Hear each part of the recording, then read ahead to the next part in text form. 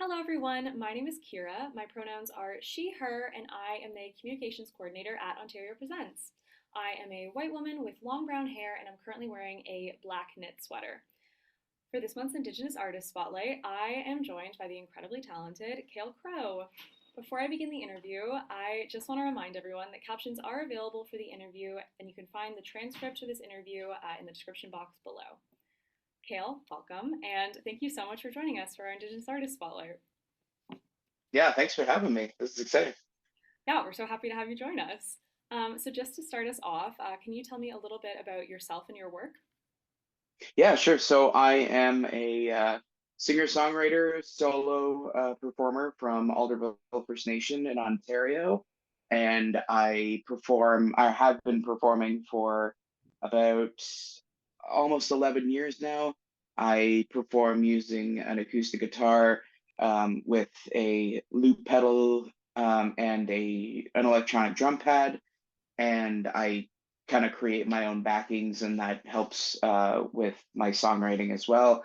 I've been performing um, pretty much anywhere I can from all over Ontario and from Nova Scotia to New Mexico and as many places as I can hit in between. So, Very cool. Well, your website teases that you've got some new music coming out this year. Could you give our audience any sort of like hint as to what they can expect from your upcoming projects? yeah, so I started creating new music, or the new music um, that will eventually become a full body of work in 2020.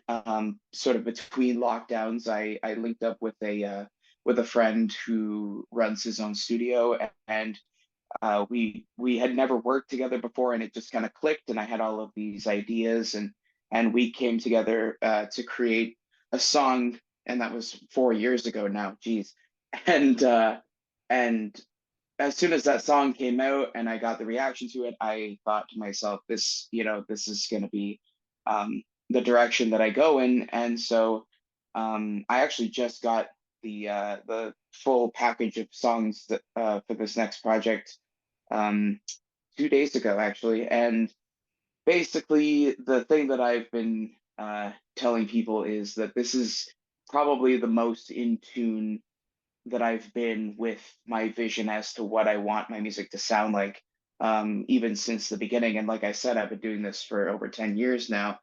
And what it is to me is just like I don't see my music as, like, obviously every genre or every music creator has genres that they derive inspiration from, but for me it's just the sounds that I'm putting into these works is just the deepest, closest thing that I have to how I feel internally about what I'm trying to convey. So I'm incredibly excited to get those songs out and to get people to hear them, and just sort of to be seen in a new light, as kind of um, hopefully not contrary to what people are expecting from me, but just different. Yeah, you sort of referenced this a little bit already, but your first EP, Stars and Promises, recently celebrated, I believe it's 9-year anniversary. Um, Yeah. so could you talk to me a little bit about maybe how your music has developed since that EP, or maybe how it stayed the same in some ways? Yeah, I mean, so I put out that EP, um, gosh, like you said, 9 years ago, and it was the first time I'd ever been in a studio setting, um, and the producer that I worked with is a fantastic um, Canadian performer by the name of Aidan McGill. He's a close friend, and we worked together on a couple different things, and I have to admit that at the time I wasn't fully uh, like I said before, in tune with what I wanted to convey in the songs sonically, and so a lot of those songs ended up um, sounding sort of from genres that I wasn't anticipating, genres that I wasn't really intending to derive from. But um, and also just the songwriting itself, I think, has matured greatly, and I'm not as concerned with, whether or not the song is going to be that catchy sort of um, phrasing, but rather just that the song is honest and the song is expressing what it is that I'm, like I said, truly feeling. And with the music uh, on these new tracks that I'm putting out, all the songs, or all the music pieces, all the instrumentation is done by me mostly, with a few exceptions. Whereas that time we were hiring session performers who were, um, you I didn't get the chance to connect with them as deeply as I would have liked, and so they kind of put down their parts, and it was a matter of saying, okay, thank you, and moving on. Whereas with this one, I knew, um, and had time, thankfully, but the upside of the pandemic being that I had the time to really think about what each individual part of the song, what each instrument, what each section of the song needed to sound like. And with that, with that record, love all of the songs on that record, but a lot of it does feel kind of kind of thrown together, just to get something to for people to hear, because I was so eager to have something to show people, to the extent that, and my family gives me grief for this all the time now, but I didn't have any sort of marketing plan for that record. I was in college at the time, and I just said, you know what, forget it, just here you go, have it. And people do still appreciate those songs. Like I have a lot of friends and audience members who will still approach me to this day and say that they love certain songs off of that record, or certain songs made them feel certain type of way and things like that. Um, but it's definitely the case that when the time comes, I would love to do like a Taylor's version, so to speak, of those songs, where I get to go back and really do them uh, sort of sonic justice, where I've had 10 years to think about what I wanted them to sound like, and be able to put those versions out separate from the originals. Yeah, that's super cool. That's a very cool idea. I would love to hear that. I love hearing people, go back to their old work and make it feel more like themselves, especially with like a first album. For sure. Again, you kind of talked about this, but is there anything that you would cite as a musical influence, a person, a theme, any other type of inspiration that you feel you're like drawing from when you write music? Yeah, so in terms of my performance of my music, I mean, the obvious one that people jump to immediately is Ed Sheeran.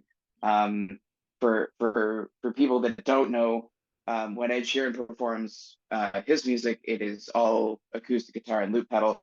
And of course, no one believes me when I tell them that a college professor got me into that style of music, before I had ever heard of anybody from the UK who did loops. But in terms of songwriting, I mean, I'm pulling from. Uh, I recently heard it said that you should write what you like, not what you know.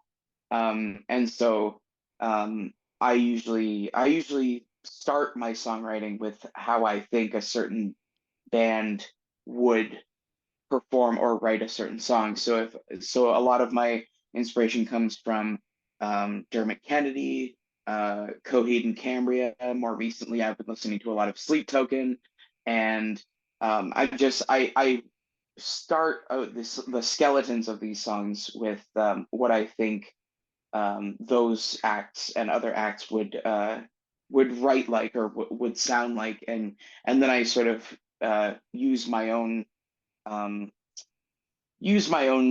sensibilities to kind of flesh them out and make them more like me, because you know I think every good artist is the sum of all of their artistic parts, and all of their artistic parts are other artists. And so yeah, for me it's always just been what I think these people would sound like, and hope that I'm doing them proud, um, in a way. But yeah, I think it's just a matter of, like, if you went through my Spotify or my iTunes back in the day, and then listened to some of my songwriting, the hope is that you would look at that playlist and go, "Oh, okay, that makes sense." Hmm. Um, but maybe not. Yeah, like an Apple Music influences playlist, you know? Exactly. Yeah. Yes, 100%. This is a fun question we like to ask, but is there a song that you would recommend that first time listeners to your music go to sort of really get into your music? Yeah, so I put out a song, not to be too pluggy or anything, but I put out a song back in January called Only, which is, I think, um the direction that I'm hoping my music goes in going forward. It's a lot more electronic. It has elements of a lot of my more recent inspirations. It's a bit of a um, sort of hip hop and R&B influenced track, and it's I think I'll probably end up putting another single out from this new record, but I think that one is the one that I'm most proud of currently. I think in terms of, like, overall what people can expect from a performance of mine, the song that immediately comes to mind is called Closer. It's off of my second record that I put out back in 2017. It was the main single off of that one as well, but it's definitely that upbeat sort of that pop influence that I'm really going for, in terms of the kind of shows that I want to put on. And so I think that between the two of them, and maybe um, if you let me off of that same record, I think those are the ones that I definitely think encompass the vibe that I'm trying to bring to the table when I'm included on bills, like festivals and stuff. Amazing, very cool. Everyone should go check those out. Is there anything else that you would like to share, or any like upcoming work besides your album or in addition to your album that we can look out for? Yeah, I mean, I can't say too much outside of the record, which is called Burn Blue. I'm slating to put it out near the end of the summer, and sort of have it to carry listeners out of the Canadian party vibe of the summer and into feeling feelings in the fall and this sort of thing.